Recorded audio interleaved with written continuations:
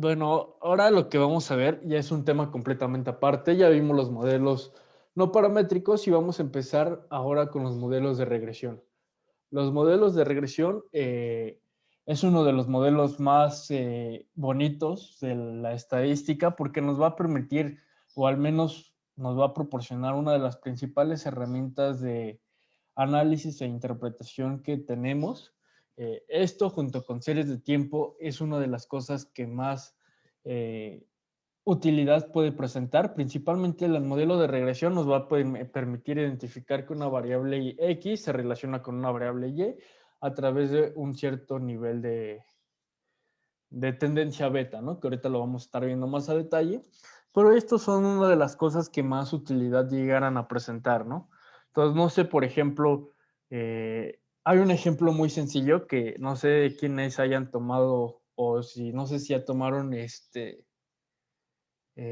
administración de riesgos con Ascorra. Entonces, él en una parte de su análisis dice que el valor de una empresa la puedes proyectar a través de una regresión. La regresión que hace es muy sencilla, pero ¿qué es lo que hace? Si él hace, por ejemplo, si en el año 2010 vendes 1 millón de pesos, en el año 2011 vendes 1,5 millones, luego en el siguiente año vendes 2 millones, entonces vas a poder hacer una regresión y vas a estar proyectando tu información y vas a ver cuál es el valor de la empresa en un determinado momento. Si ya identificamos cuál es la relación que existe, para el año 2020 simplemente podemos ejecutar una fórmula y podremos llegar a conocer el valor de la empresa, ¿no? Entonces, eso realmente, ese es un ejemplo muy sencillo. Ahorita vamos a ver otros ejemplos más sencillos, un poco más elaborados, pero es uno de los principales métodos que tenemos de estimación. De hecho, como les había dicho, los modelos de regresión junto con las series de tiempo nos van a proporcionar herramientas que son muy utilizadas en el mercado, ¿no? Hay empresas que simplemente, hay bancos, por ejemplo, yo estuve trabajando en un banco en el cual realizaban una estimación de el monto colocado, la base que vimos anteriormente, pero ahora la proyectábamos a través de modelos de regresión e involucrábamos variables macroeconómicas, ¿no? Por ejemplo, veíamos cuál era el monto de colocación dependiendo de cómo estaba la inflación, dependiendo de cuál era el valor del dólar, dependiendo la edad de las personas. Entonces, los modelos de regresión son muy usados porque tienen muchas aplicaciones, al menos en el ámbito profesional, ¿no? Entonces, eso es prácticamente todo lo que la motivación. Pero, ¿qué es el modelo de regresión lineal simple? El modelo de regresión lineal simple fue introducido por Sir Francis Galton. Hubo una temporada justamente en Inglaterra en las que después del descubrimiento de Darwin, de la selección de las especies, en el que justamente vimos como todo esto de que los individuos más adaptados a su ambiente lograban sobrevivir, luego surgió unas cuestiones de genética y en ese tiempo surgió prácticamente un boom relacionado a temas de genética, ¿no? Entonces, en este boom surge el modelo de regresión lineal simple. Realmente no surge de ahí, pero la idea surge o sea, toda la parte matemática no surge de ahí, pero la idea concebida, como lo vamos a ver más adelante, surge justamente de este biólogo inglés, ¿no? De Sir Francis Galton. Entonces, este modelo de regresión fue enunciado en el Natural Inheritance publicado en 1989 y aquí justamente examinaba la herencia humana. ¿Cuál era su hipótesis o cuál era lo que deseaba probar? Verificaba las estaturas de su padre con su hijo. Entonces veía justamente que cuando el padre tenía una estatura promedio, su hijo iba a tener una estatura promedio. Si el padre era alto, su hijo iba a ser alto. Si su padre era bajo, de igual manera era muy probable que su hijo fuera bajo. Pero ¿qué pasaba con los casos más extremos?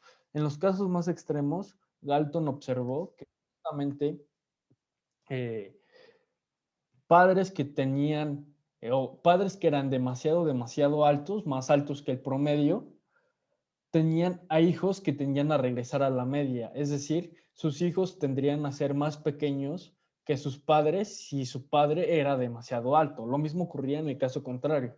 Si teníamos que había un padre muy pequeño o muy bajo de estatura, entonces su hijo iba a tender a regresar a la media, es decir, su hijo iba a ser más alto que él. Entonces, esto es prácticamente una tendencia que observó Galton y se observó que prácticamente tenía una tendencia lineal, ¿no? Entonces, realmente toda la parte matemática no surgió de aquí, pero la idea sí lo surgió. Entonces, ya después de esta hipótesis, fueron desarrollándose muchos métodos, pero es por eso que se le atribuye a Galton, porque Galton fue el que prácticamente observó este tipo de regresión a la media, ¿no? Entonces, afortunadamente nosotros podemos experimentar con todo lo que trabajó Galton. Entonces, uno de los beneficios de trabajar con R es que R es un lenguaje completamente estadístico. Es cierto, se puede involucrar para otras cosas un poco más de programación, pero realmente su meollo o su fuerte son las cuestiones estadísticas. A comparación de, por ejemplo, Python, Python es muy utilizado en manejo de ciencia de datos, pero la desventaja o ventaja de Python es que está enfocado a ser multidisciplinario. Entonces, por ejemplo, Python, por ejemplo, eh, hace poco elaboré un programa en el que justamente buscábamos geolocalizar a los camiones de una determinada empresa y era curioso que todo estaba programado en Python, ¿no? Entonces Python es muy amplio, e intenta abarcar tanto, entonces como que la parte estadística no lo veo tan adecuado. Es cierto que te hace un modelo de regresión, pero como, o al menos yo que he trabajado toda la vida con R, lo veo un poco más complicado y los análisis no son tan buenos como los que proporciona R. Entonces, en todos estos beneficios que tiene R de ser tan estadístico, tiene que justamente tiene bases precargadas, bases históricas muy importantes, en los cuales simplemente se puede llamar, ¿no? Entonces, esta librería, la que vamos a estar usando, la que realmente viene la información de las estaturas de padre e hijo de Galton, se encuentra en la librería ISData. ISData justamente tiene numerosas bases de gran valor histórico. Y entonces aquí lo que vamos a hacer, ahorita no vamos a hacer un modelo de regresión, pero vamos a ver cuál era la idea inicial del modelo de regresión de Galton, ¿no? Entonces, aquí nombramos a ISData justamente para importar esta librería de bases históricas. Importamos ggplot2, que ggplot2 es, ya lo hemos trabajado anteriormente, que es para hacer gráficas un poco más estilizadas, un poco más bonitas, que las que te producen la versión básica, ¿no? Entonces, es por eso que lo importamos. Realmente podemos hacer este mismo análisis con las versiones básicas sin necesitar de importarlo, pero surgen o son un poco más estéticas y es por eso que lo usamos, ¿no?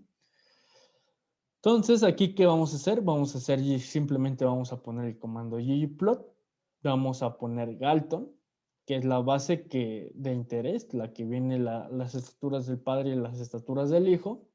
Aquí vamos a intentar, en el eje de las X vamos a graficar la estatura de los padres, en el eje de la Y vamos a estar la estatura de los niños. Aquí simplemente le vamos a indicar que queremos un color azul, que lo queremos un poco transparente, que también aquí queremos que las escalas se ajusten de una manera más adecuada. Ponemos los títulos, queremos que el título sea regresión de Galton, X la estatura del padre, Y la estatura del hijo. Size, que sea la frecuencia la que vamos a estar ejecutando.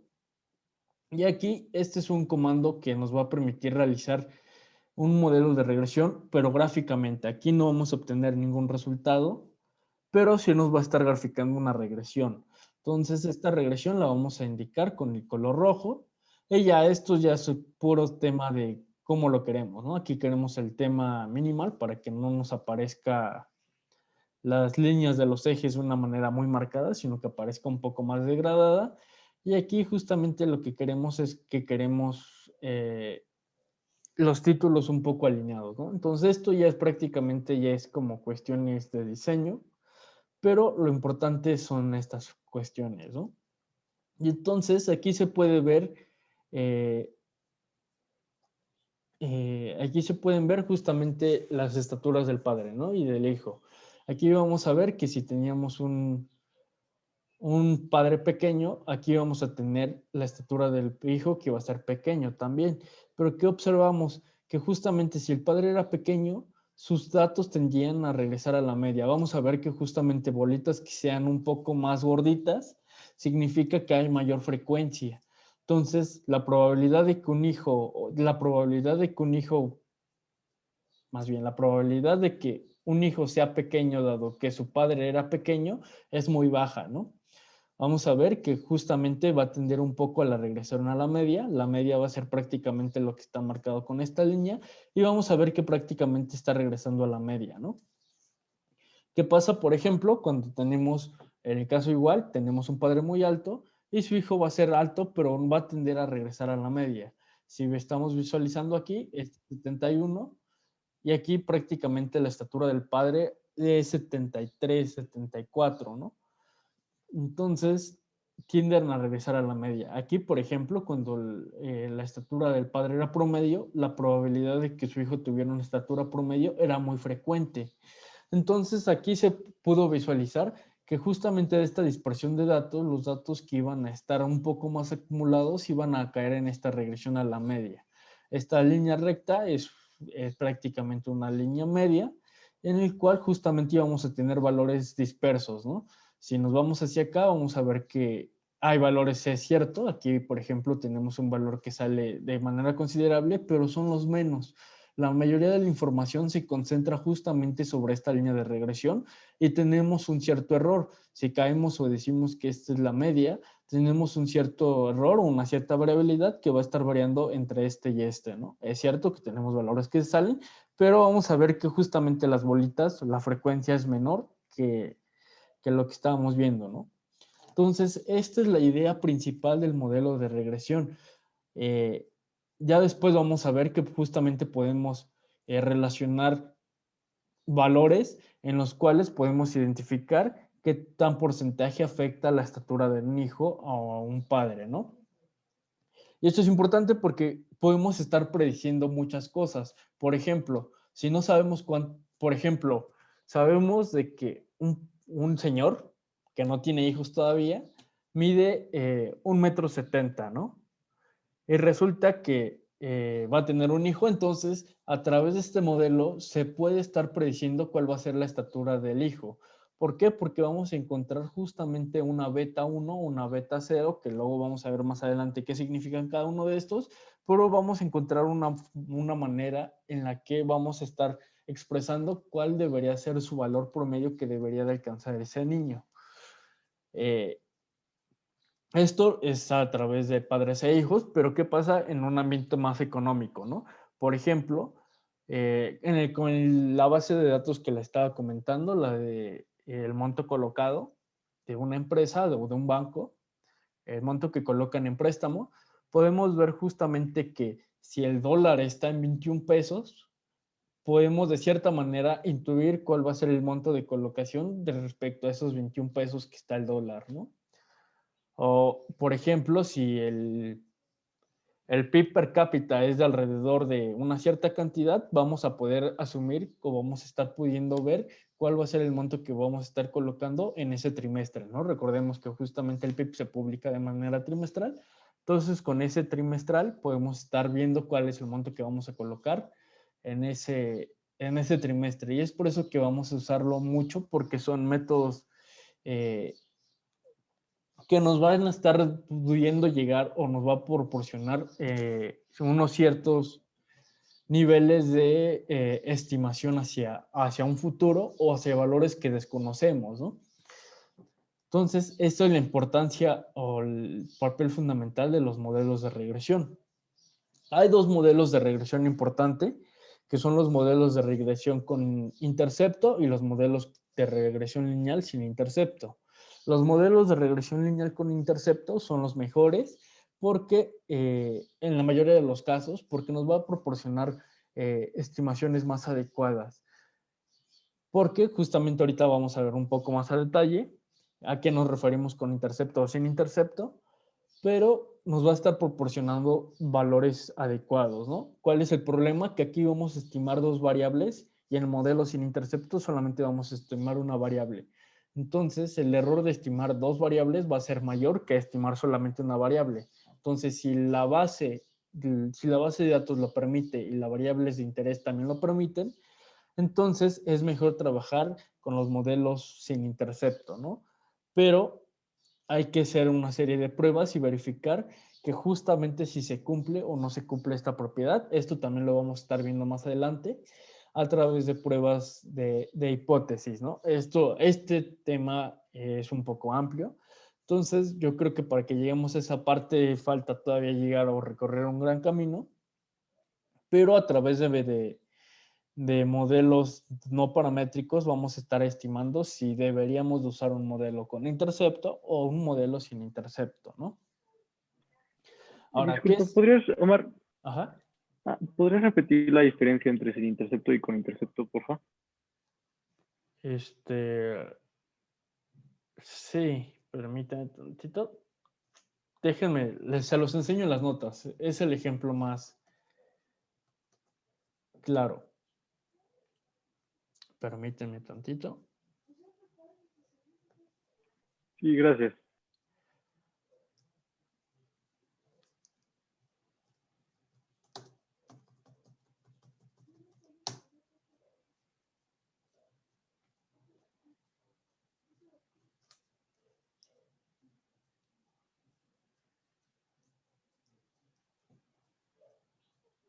Aquí está, mira, déjenme. Un modelo con intercepto, vamos a estar diciendo que justamente aquí lo que vamos a estar intentando ajustar en un modelo de regresión es ajustar una recta a los datos. Entonces, esta recta a los datos, recordemos que la ecuación general de una recta es justamente el intercepto con el eje y su pendiente, ¿no? Entonces, aquí estamos diciendo que vamos a pasar en un intercepto beta 0 y vamos a tener una pendiente beta 1, ¿no? Entonces aquí prácticamente lo que se estamos viendo es que prácticamente su intercepto está alrededor de 5, 6, ¿no? Si prolonga, esta está en el 10, entonces si prolongamos esta línea recta, vamos a observar que su intercepto va a estar alrededor de 5, sí, alrededor de 5, ¿no? Si proyectamos va a estar alrededor de 5. ¿Qué pasa en un modelo sin intercepto? En un modelo sin intercepto estamos obligando a que la recta que estamos proyectando pase exactamente por el 0 o por el origen que tenemos marcado, ¿no? Entonces déjenme, lo hago un poco más grande. Entonces, aquí estamos obligando que el intercepto sea 0, es decir, que pase por el origen. Entonces, como estamos pasando por el origen, solamente vamos a estar estimando la pendiente de la recta que estamos ajustando. Entonces, en estos dos casos, pues realmente es mejor trabajar con una pendiente y con una pendiente y con un intercepto. Pero ¿qué pasa cuando usamos estas dos variables?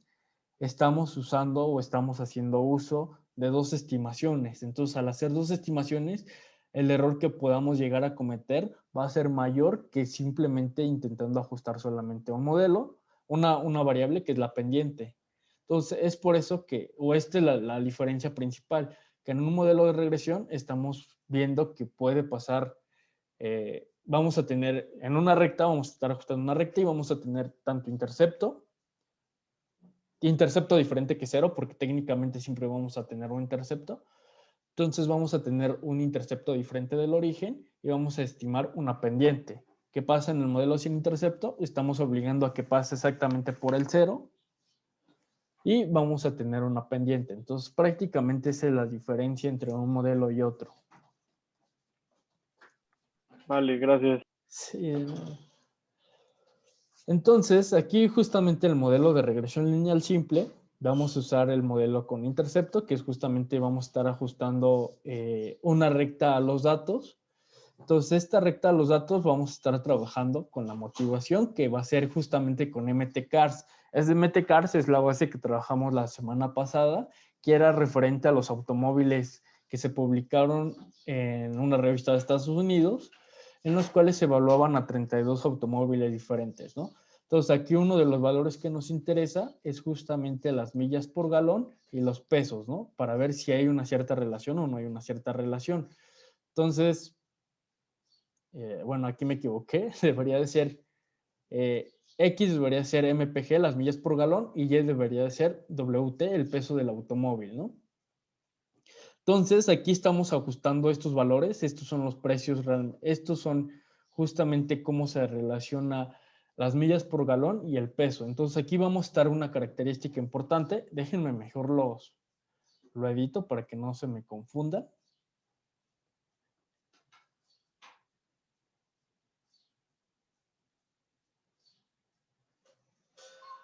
Entonces, aquí tenemos que en el eje X vamos a tener justamente los MPG, ¿no? Millas por galón. Y en el eje Y vamos a tener justamente el peso en libras, ¿no? Del auto. Entonces corremos y vamos a estar observando esta característica, ¿no?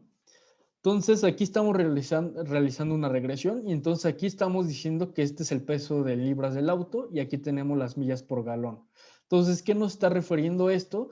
Aquí nos vamos a ver que tenemos una tendencia o una pendiente negativa porque justamente tenemos que los valores son, o los valores que estamos obteniendo son son los siguientes, ¿no? Entonces aquí vamos a ver que justamente entre más peso tenga el auto, menos millas por galón va a tener.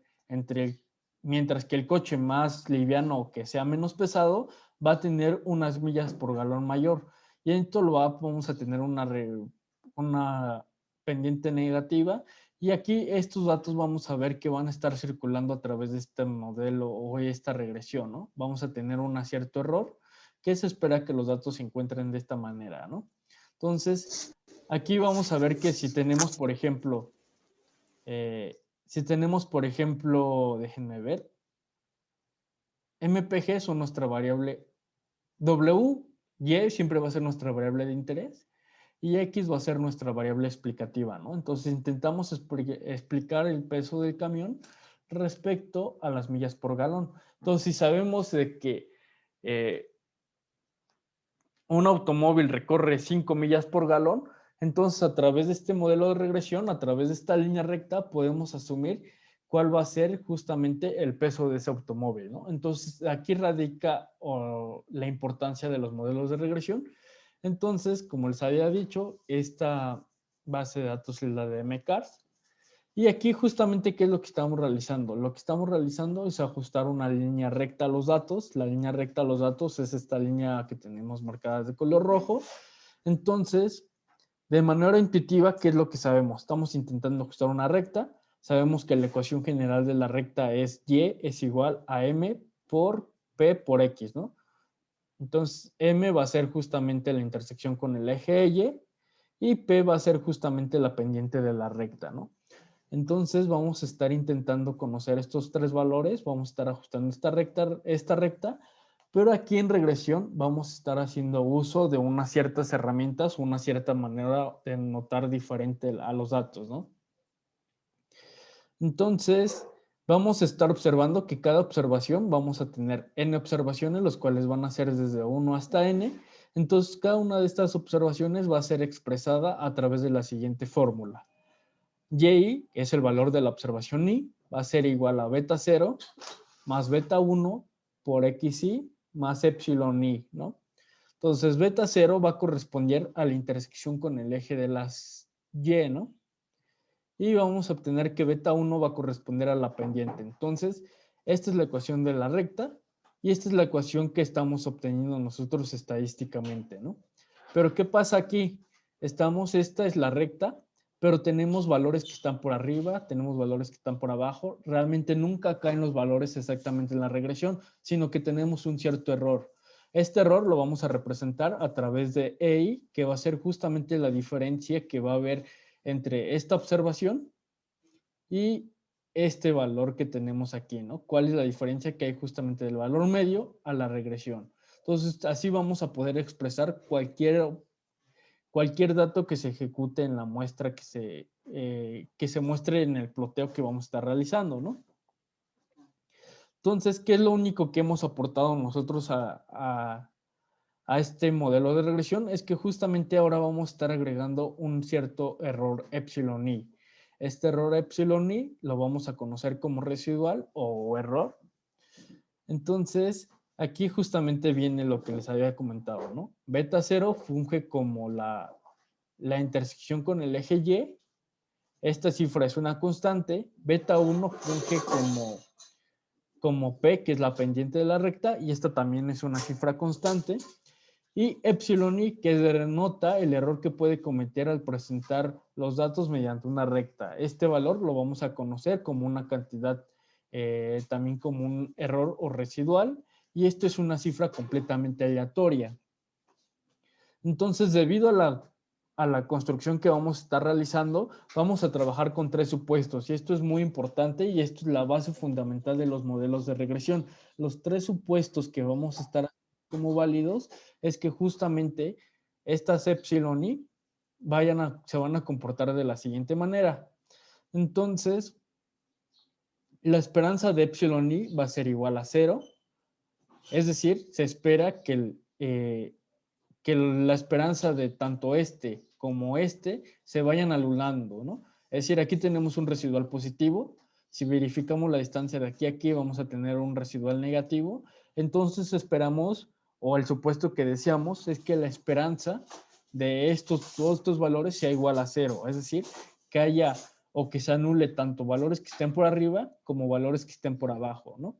Este es un supuesto y este es uno de los supuestos más importantes. También se espera que la varianza de las epsilon i sigan una varianza sigma cuadrada y que la covarianza entre epsilon i y epsilon j sea igual a 0. Es decir, que no estén relacionadas las observaciones entre sí. Entonces, esto es principalmente lo que vamos a estar deseando, o estos son los 3 supuestos más importantes. Estos supuestos nos van a permitir la construcción o seguir más adelante. En este primer momento no se va a suponer ninguna distribución, simplemente se sigue que epsilon i sigue una distribución cualquiera con estos 3 parámetros o con estos 3 supuestos, ¿no? Que la esperanza sea igual a 0, la varianza sea igual a sigma cuadrada y que la covarianza sea igual a 0. Entonces, estos son los supuestos más importantes. Y esto nos va a dar, por ejemplo, características muy importantes, ¿no? Entonces, si calculamos la esperanza de y, que son la variable que a nosotros nos interesa, vamos a ver que su esperanza va a ser igual a beta 0 más beta 1 por xy. Es decir, cualquier observación, su valor medio va a estar representado por esta ecuación o esta línea recta, ¿no? ¿Cuál es su demostración? Su demostración es muy sencilla. Vamos a calcular la esperanza de y. La esperanza de y, si sustituimos, es igual a beta 0 más beta 1 por xy más epsilon i, ¿no? Entonces, esta es la esperanza que necesitamos calcular. Por linealidad de la esperanza, vamos a ver que justamente vamos a tener que, como habíamos dicho, beta 0 es una variable o es una constante. Beta 1 también es una constante. XY es un valor constante porque estamos suponiendo que vamos a estimar Y dado que conocemos a X. Entonces, así siempre vamos a estar considerando que X siempre va a ser una variable constante. Entonces, ¿cuál es nuestra única parte aleatoria? Nuestra única parte aleatoria es la esperanza de epsilon i, ¿no? Pero nuestra esperanza de epsilon i, por los supuestos que hayamos hecho anteriormente, sabemos de que la esperanza de epsilon i es igual a 0. Entonces, simplemente tenemos que la esperanza de y, la esperanza de la ecuación que habíamos dado anteriormente, es beta 0 más beta 1 por xy. Lo que se sustituye que justamente el valor esperado de la ecuación que tenemos anteriormente debe ser justamente este modelo de esta ecuación o esta línea recta. Ahora también vamos a observar que la varianza de y va a ser igual a 0 para toda i que va desde 1 hasta n. Entonces, esto también su demostración es muy sencilla y es de igual manera sabemos que si estamos aquí sumando una constante, esta varianza sale como 0. Entonces, aquí prácticamente vamos a tener 0 más 0, o sea, 0 que corresponde a beta 0, beta 1 por xy que corresponde a 0 igual.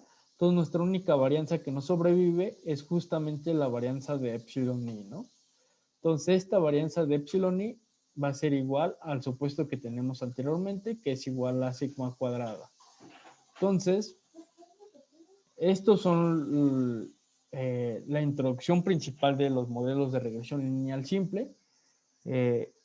Después de esto sigue cómo estimar a beta 1 y a beta 0 y a beta 1. Este es un tema un poco complicado, entonces para que no se pierdan, lo vamos a continuar la siguiente clase, pero prácticamente aquí lo que estamos diciendo es que justamente ahora ya que estamos teniendo que ya que estamos observando que justamente el valor de y corresponde a beta a 0 y a beta 1, entonces, ¿cuáles son estos valores beta 1 y beta 1? Beta 0 y beta 1. Entonces, esto lo vamos a estimar por el método de mínimos cuadrados ordinarios, que será la próxima clase.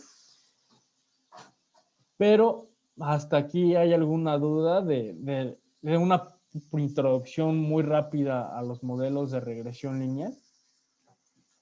Digo, el otro tema sí es un poco más complicado porque sí hay que demostrar cómo es que proviene a través de mínimos cuadrados ordinarios, entonces sí tenemos que derivar, igualar a 0 y hacer todo lo necesario. Y es por eso que me gustaría que fuera como en una clase completa y lo vamos a hacer la siguiente clase. Pero no sé si tengan alguna duda, más que nada de la introducción de los modelos de regresión. Sí, Omar, una duda. ¿Sí? Al decir que la varianza de los errores es sigma cuadrada, ¿te refieres a que son constantes para todas las observaciones? ¿O cómo se calcula la sigma cuadrada? En este caso de la varianza de J. Ajá, exacto. Ahí justamente lo que estamos diciendo es que regresamos aquí. Aquí lo que vamos a estar diciendo es que la varianza de esta observación respecto a su media debe ser sigma cuadrada. De igual manera, la varianza de aquí a acá debe ser igual a sigma cuadrada. Entonces, ¿se acuerdan cuando vimos la prueba de Bartlett? Cuando vimos la prueba de Bartlett teníamos n muestras aleatorias, entonces esperaría que todas ellas tendrían una misma varianza. Entonces, hay veces en las que realmente no se puede cumplir esto, entonces por eso es que siempre vamos a tener que con un nivel de significancia alfa vamos a estar probándolo, pero aquí justamente lo que vamos a estar diciendo es que cada una de estas observaciones debe de tener una varianza sigma cuadrada. Esto es para homogeneizar la varianza. Vamos a ver más adelante que si tenemos, por ejemplo, varianzas heterogéneas que tengan diferentes valores, nos va a dar errores en la estimación, que es lo que usualmente sucede. Pero para que tengamos un buen modelo y todo esté como se debería, entonces se esperaría que las varianzas fueran iguales entre todas las observaciones, al menos con un nivel de significancia alfa, ¿no? Vamos a ver más adelante cuáles son esas pruebas que vamos a estar haciendo uso, pero sí, se esperaría que las varianzas fueran muy homogéneas entre cada diferencia que hay entre este residual a esta línea recta que tenemos aquí marcada. Ok, gracias, Omar. Sí, de nada.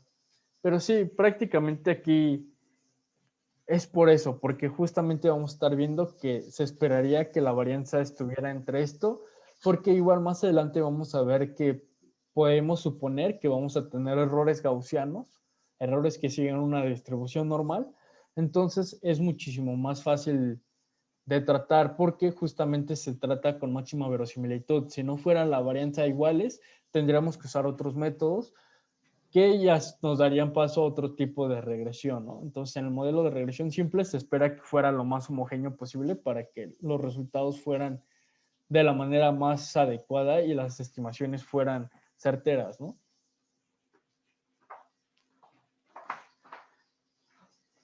Entonces, ¿hay alguna otra duda? Pues bueno, si no hay otras dudas, continuamos la próxima clase. Y igual cualquier cosa que vayan teniendo dudas en su tarea, no duden en contactarme. Y pues bueno, los dejo y bonito inicio de semana. Muchas gracias, Omar, igualmente. Gracias, Omar. Gracias, Gracias. Omar. Nos vemos. Omar.